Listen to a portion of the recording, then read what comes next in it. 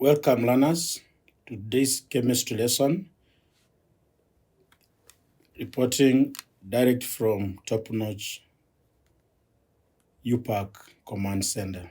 Your teacher is Martin Bunguswa. Today's lesson will be about organic chemistry, which is a continuation of what we had done in the previous lesson. Welcome. In organic chemistry, today we shall look at alkanols. Now, alkanols belong to a homologous series of organic compounds with the general formula CnH2n plus 1 OH, where the OH is the functional group. We are going to discuss the first 6 members of the alkano family.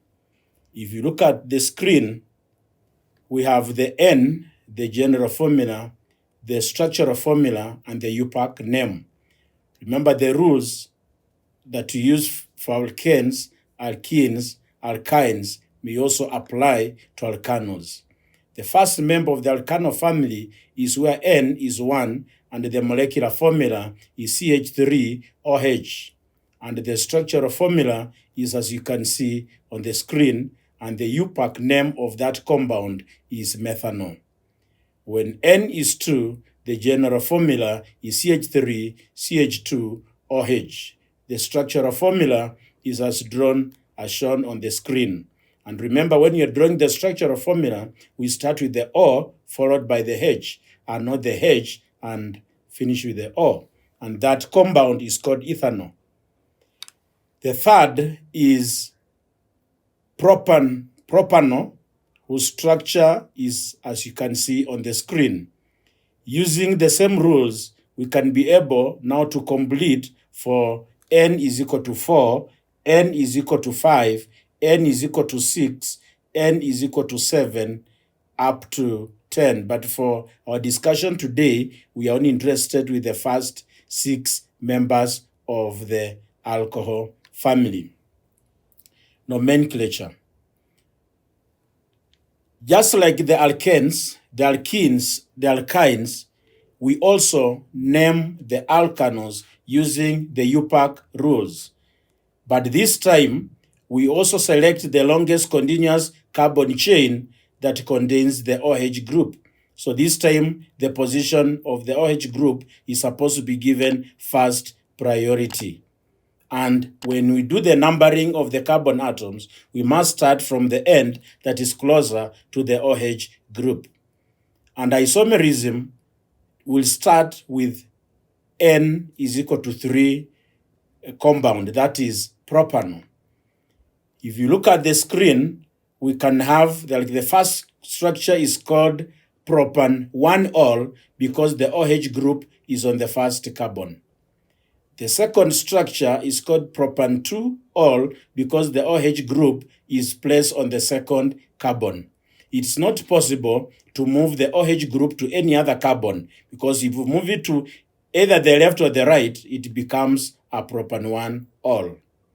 Remember, in our previous discussion, we discussed of what is isomers. We said these are compounds that have the same molecular formula but different structural formula. So as we name the propan-1-ol and propan-2-ol, remember the two are isomers of each other. The third structure on the naming, you notice the parent chain has 3 carbon atoms, but the OH group is on the first carbon. So therefore, there is a substituent which you can also identify as a methyl group attached to the second carbon if the numbering of the carbon atoms is done from the right-hand side. And that compound is called 2-methyl-propan-1-ol. It is also possible to have more than one OH group, more than one functional group on a carbon chain. Like the structure you can see on our screen has 2 OH groups. And one of the OH groups is attached to carbon number 1. The second OH group is attached to the carbon number 3 if we number from the left. Even if I number from the right, still that carbon becomes a 3. And this compound is called propan-1,3-diol. 1 is where the first OH is, 3 is where the other OH is, and the whole thing has 2, so it is called a diol. We also have triol. As we continue to discuss more of these compounds, you will see where you can have more than one OH group. So these are called the isomerism in alkanols, and the naming, the UPAC way we do the name is exactly the same like we discussed for the other homologous series. Next, you look at the preparation of alkanols, but with reference to ethanol. There are 3 methods that can be used to prepare alkanols. The first method is called fermentation. Fermentation is the process where organic matter is decomposed in presence of yeast. Now, yeast creates an enzyme which is called zymase.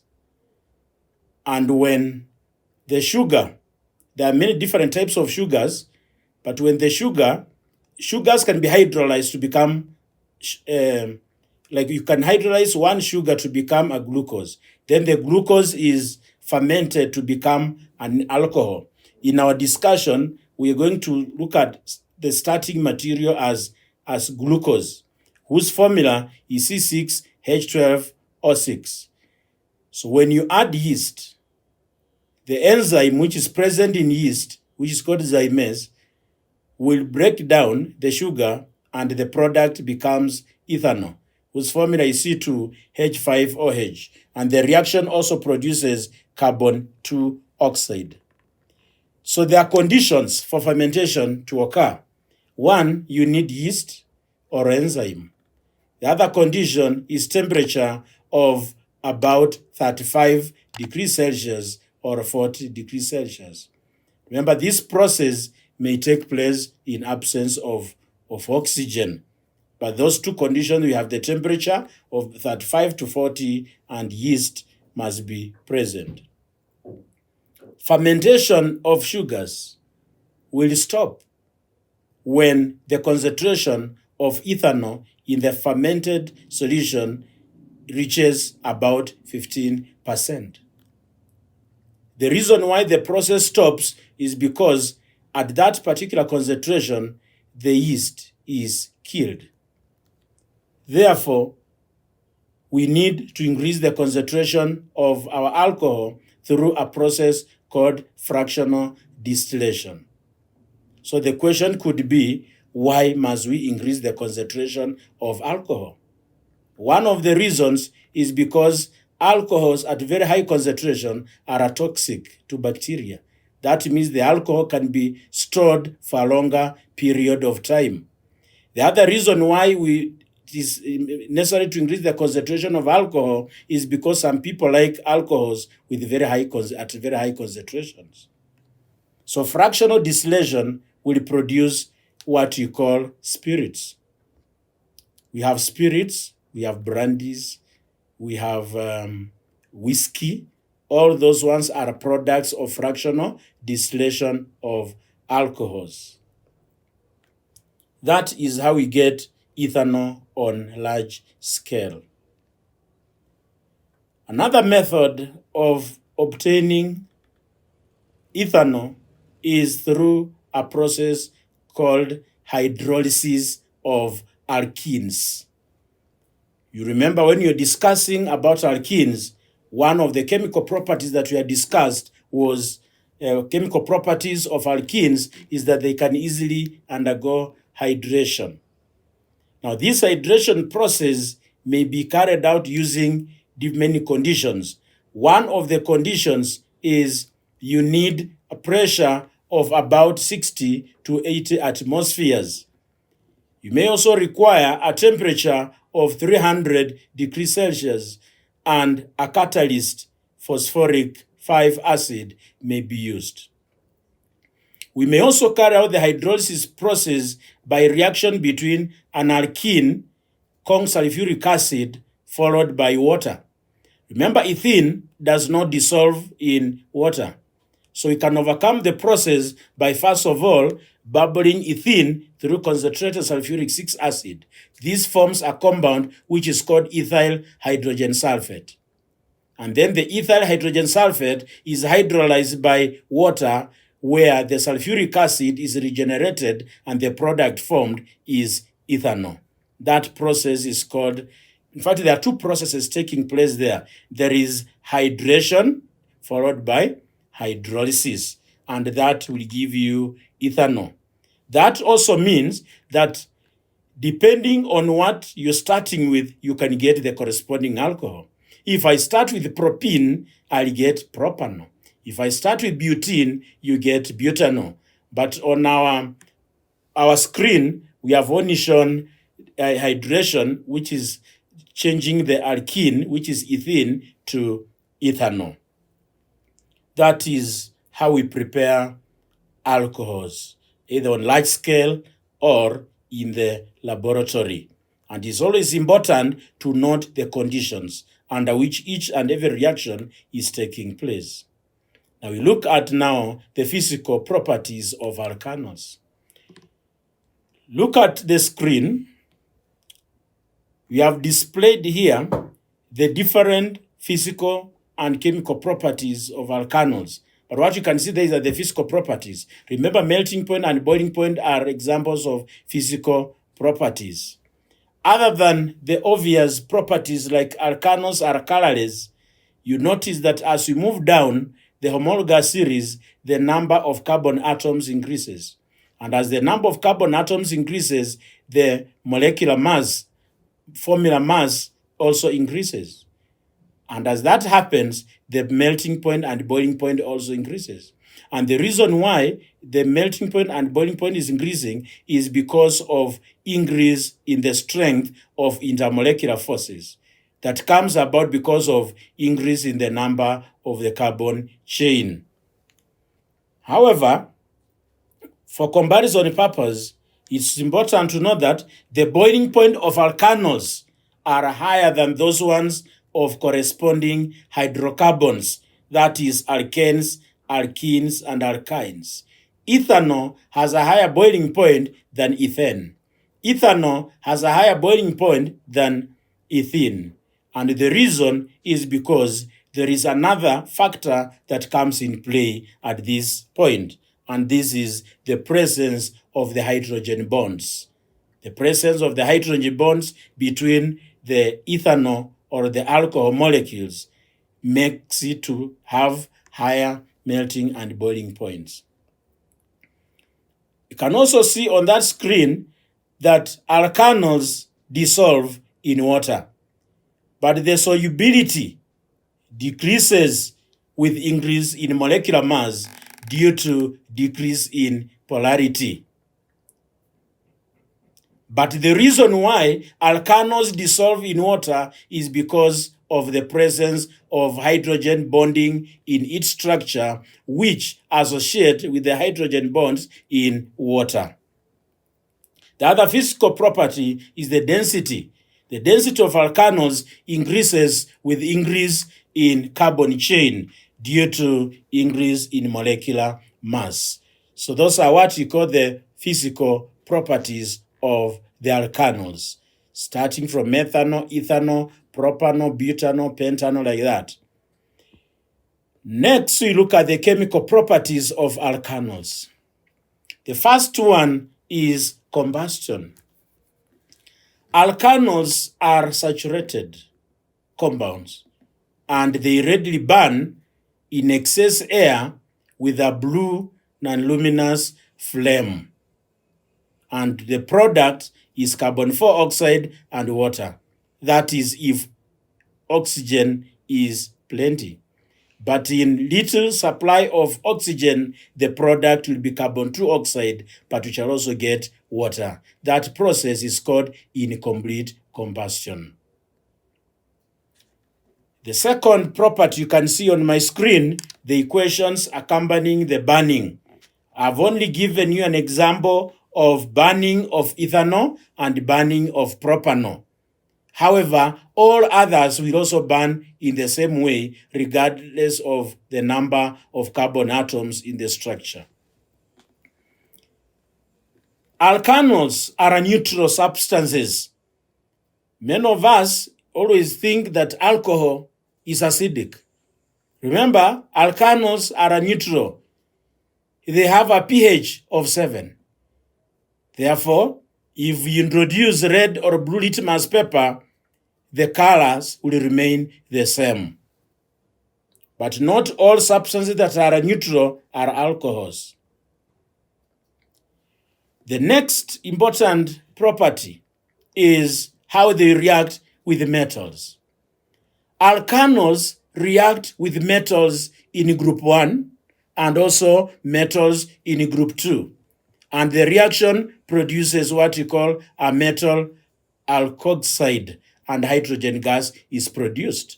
And in chemistry, if you ask to state an observation that is made when an alkanol reacts with a metal like sodium, like potassium, like calcium or magnesium, we say there will be effervescence of a gas that extinguishes a burning splint with a pop sound, and that gas is hydrogen. In the organic chemistry family, only alcohols have been found to produce hydrogen gas with more electropositive metals. And this type of a reaction is also called displacement. So, look at the screen. This is how we write the formula of the respective alkoxide salts.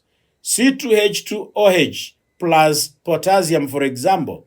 The potassium displaces the hydrogen in the alcohol, and the product will be C2H5OK plus hydrogen. That compound is called potassium ethoxide because it is coming from ethanol. If I was to repeat the experiment with propanol, I'll get potassium propoxide.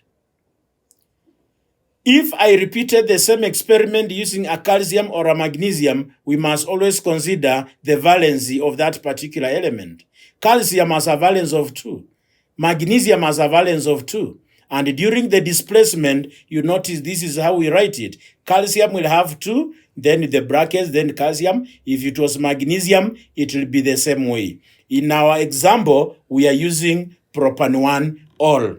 Propan-1-ol, which gives you maybe calcium propoxide. Remember, it's not propan, it is prop. If it is calcium, it is calcium propoxide, and the other product is called hydrogen gas.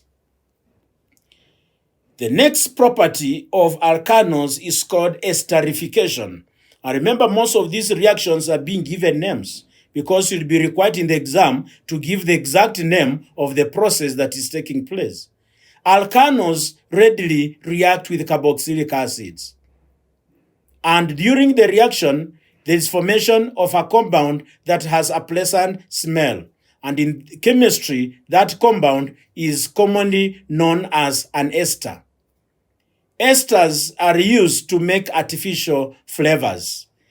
We shall not look at the exact type of the alkano that the ester that is formed, but it's important to know how the esterification process takes place. There are 2 things that you need to know about esterification. One, esterification must be catalyzed. And the name of the catalyst that we use for esterification is concentrated sulfuric 6 acid. And this acid must be warmed. Now, let's look at a case study of what you have on our screen.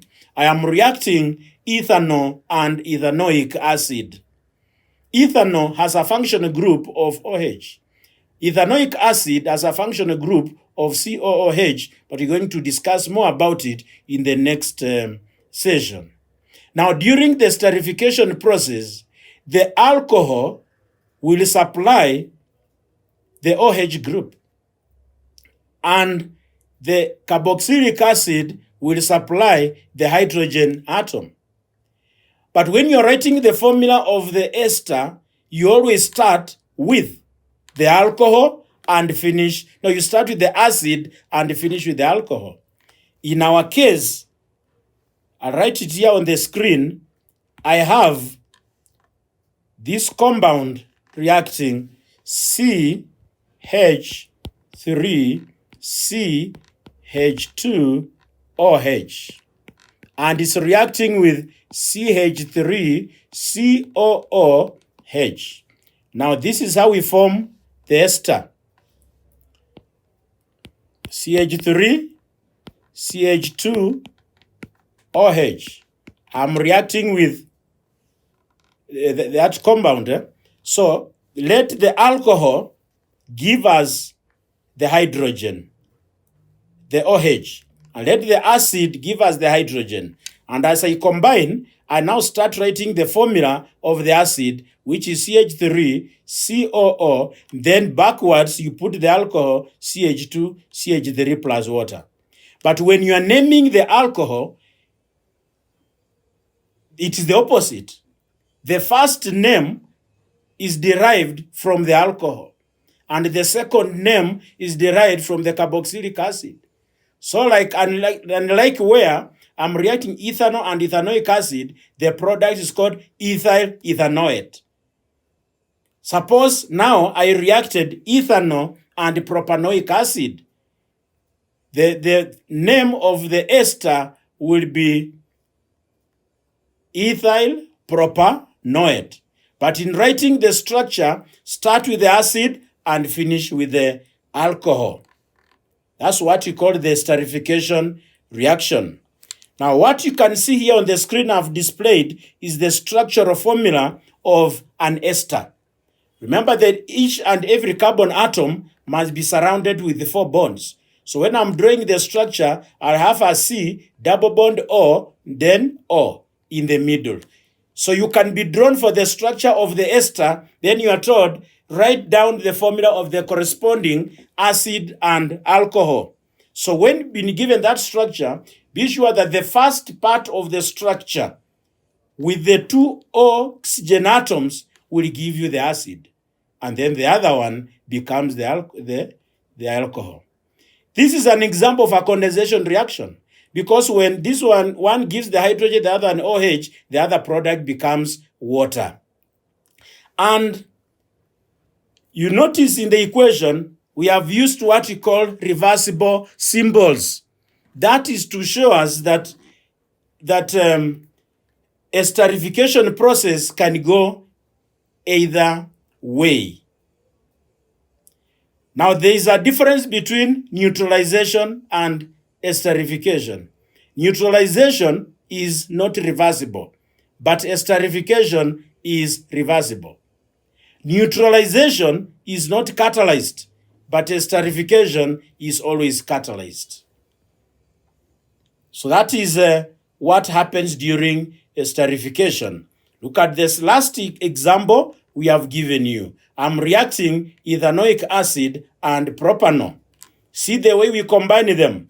Let the alcohol give us the H, the OH, that part. And this one give us that part.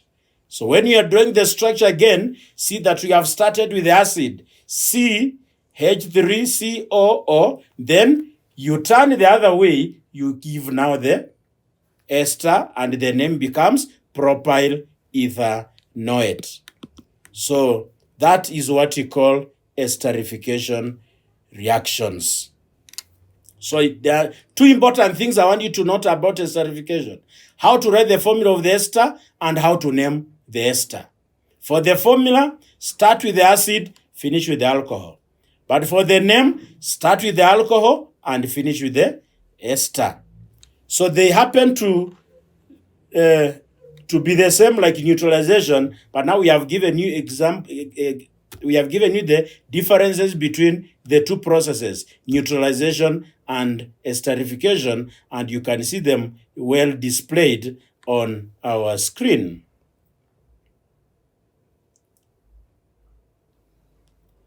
If going forward is esterification, then the reverse is hydrolysis. That is why it is usually an irreversible reaction. When I react an alcohol and a carboxylic acid, the forward reaction is called esterification.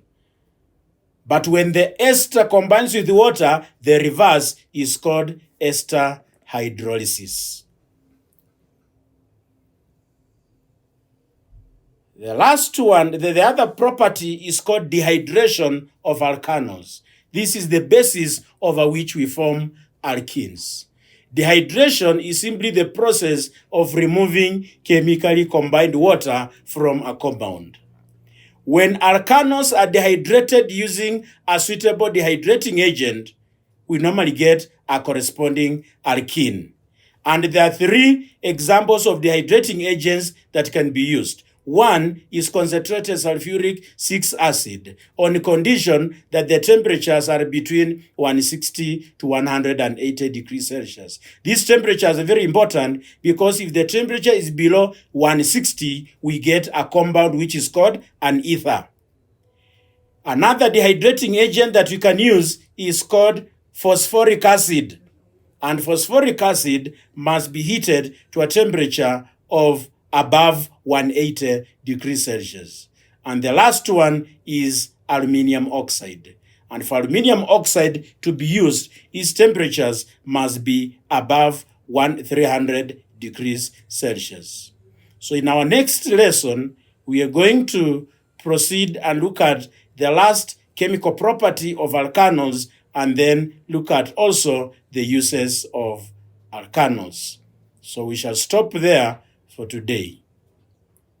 Yes, so thank you for listening. So the assignment for today, you look at I want you to draw the isomers of pentano and also the isomers of hexano. That is what you're going to do so that you are kept at pace. And as you look at the dehydration reaction, what I've shown you here is only dehydration of ethanol. But you can also dehydrate propanol. You can also dehydrate butanol. It only gives you the corresponding alkene. If I do propanol, get propene. If I do butanol, I get butene.